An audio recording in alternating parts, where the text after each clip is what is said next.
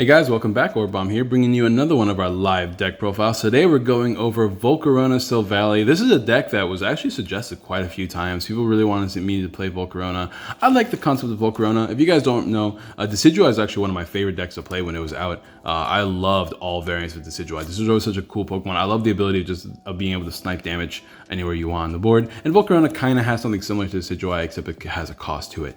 So today, before we get into the video, I'm missing a Larvesta. Found him. Don't forget to drop a like, subscribe, share, all the good jazz.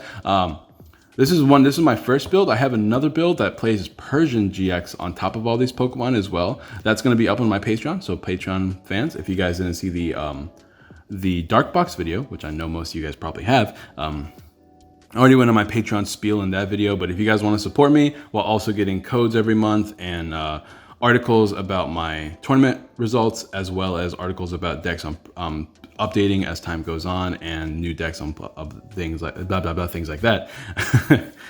Go ahead and support me on Patreon. It would be greatly appreciated. But before we get into the video, don't forget to drop a like. 30 likes means we're going to be doing the next tabletop matchup, so be excited about that. I'm actually really excited about it because I know some of you guys want to see cards like Malamar.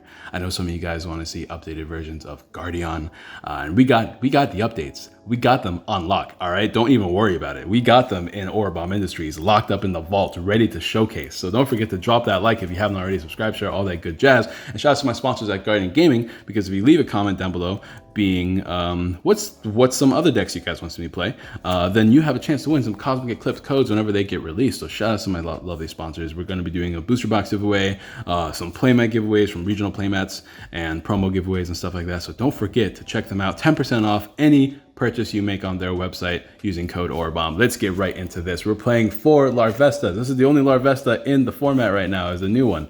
There's nothing really crazy about it. It does 10 for 1 energy and 50 for 3 energies. Pretty sick. But more importantly, we're playing 4 Volcarona GX with that ability. I think it's called Scorching Blaze or something like that. Let's see if we can focus. Not like it matters because I'm going to have the other one right here. But you can do 160 damage and return 2 energies from this Pokemon to your hand, which is good for fueling up the ability, which is discard at fire energy. If you do, put 2 damage counters anywhere you want, so you have flexible damage, which is great. You can also like load up the board with a bunch of these, discard like 3 energies of board and put 60 damage anywhere you want. Pretty handy when you're trying to knock out some backup Pokemon or put things in range of this attack. And our GX attack is actually not too bad either. For fire energy, you can discard a Pokemon from each of your opponent's discard an energy from each of your opponent's Pokemon. Volcarona, not Volcanion, but Volcarona GX is pretty decent. 210 HP is on the low side just because like things can't knock it out and you're a regular GX Pokemon, but we have ways to work around the regular GX Pokemon, which we'll talk about when we get to the tools. As far as other Pokemon goes, sorry for me clearing my throat nonstop, guys, but you know, with school and work and work and work and school and lab, I haven't had much rest, so hopefully I don't get sick again, but we'll see how it goes. We're playing some type nulls, and now I'm playing, this is, to be honest guys, because the other type null rotated, I don't have these type nulls laying around, so I just found these randomly. I only found a 2/2 line. I like this one more because it has a 1 energy attack. This one has 110 HP, but I don't really know if 100 HP and 110 HP makes a difference at all, so honestly I think this is the proper type null to play. Only because like you can attach with it manually and attack, but this one you're gonna have to use Welder if you want to use a turn 1. And Merciless Strike doesn't really help you too much early game, so I think I like this one more. So 4 type nulls is what I'm trying to say here, and we're gonna put those right there in the center. And then 3 Silvally GX, 210 HP. Once again, not as high, but we have ways to work around it with an ability that is Abyssal Hand. New age for a GX. Can we focus? There we go. Good boy. Let's do draw until you have 5 cards in your hand. So obviously if you load up a bunch of these, you can draw a bunch of cards per turn and has some pretty decent attacks. It has 50 damage, and if you use the support of that turn, you do 70 more damage. So unlike what I said in the video, you do 120 damage, not 110 damage if you play the support of that turn. Pretty good. We have Water Memory in the deck. It's probably the only relevant memory right now. So this is our way of dealing with Rescue Zards a little bit, hitting them for 240 and then double snipe for knockout. We have a GX attack that for 2 energies knocks out an Ultra Beast. Actually pretty good, I'm not gonna lie. Can come into play a lot of the times. There are some pretty good Ultra Beast decks out there, so being able to instantly knock out an Ultra Beast is pretty good as well. 2 retreat costs, so not exactly cheap on the retreating, but overall, just the ability to draw a bunch and help you accelerate with this dude is really, really good. And yeah, there's that. Of course, 1 Ditto. 1, ditto. Just to give you more basics, like this gives you 9 basics that can evolve into anything.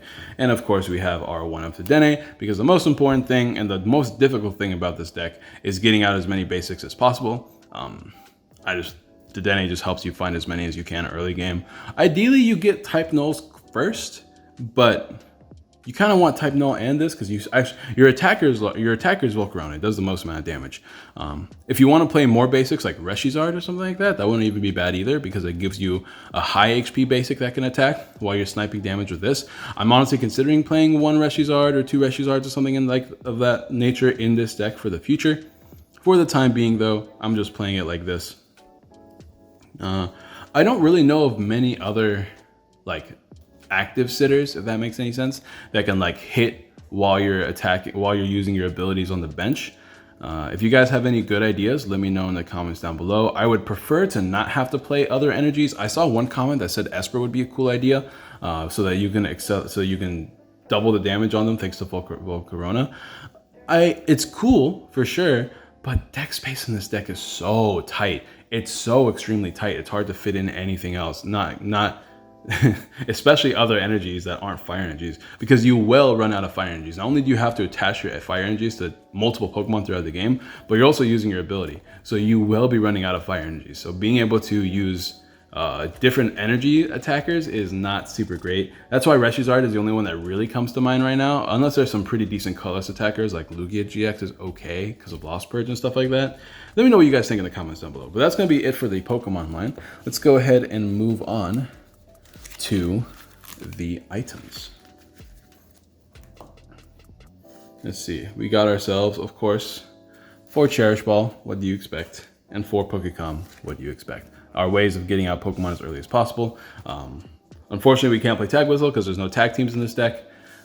And also there's no tag team supporters in this deck at all. I don't really think any of the tag team supporters would be super great in this deck, except for Red and Blue, which we are playing, of course. But I don't really think you need the tag whistle for Red and Blue, because if you play, you're going to play 4-up anyways. You'll eventually find them, and you have access to Silvally.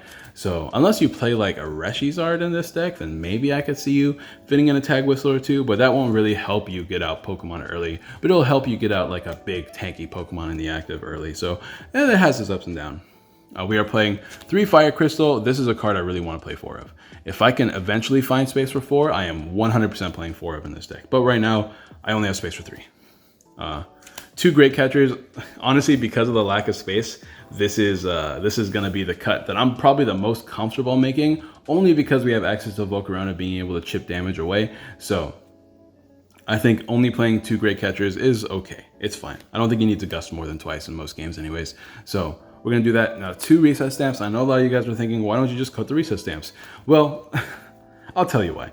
First of all, reset stamp is amazing because we're playing 1 switch, by the way. I should probably just put that down. Because of the fact that we're playing Island, Challenge, Amulet. This card is absolutely wild in this deck. So what it does is that it reduces the HP of the GX Pokemon this card is attached to by 100.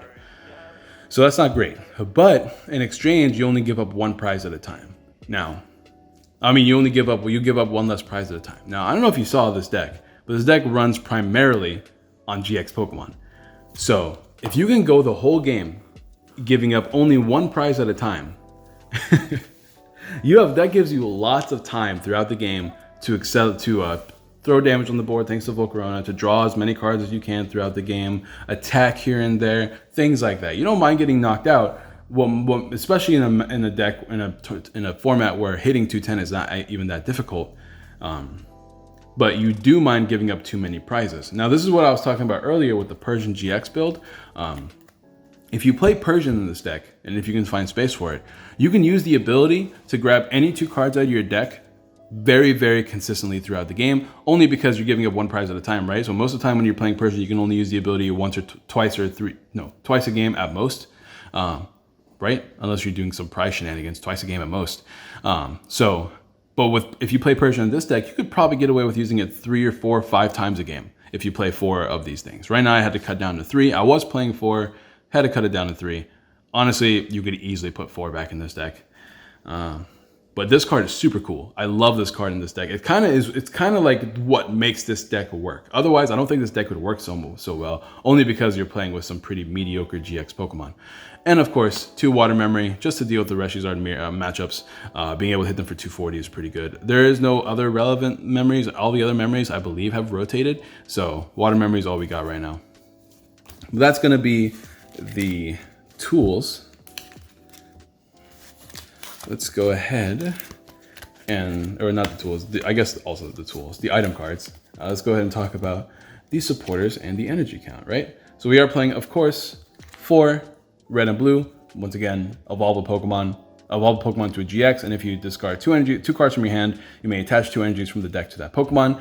It's essentially a Welder upon evolution, and of course we are playing Welder 2. We just need to accelerate fire energies on the board. Thanks to Silvally, we are drawing a bunch. The biggest hurdle about this deck is getting the Silvallis as quickly as possible, but you can evolve your type nulls into Silvallis, and you can draw a few cards here and there. One card I'm not playing in this deck that I also want to play in this deck is Pokegear. As you can see, this is what I'm talking about. This deck has so many options that it's hard to find space for all of them. But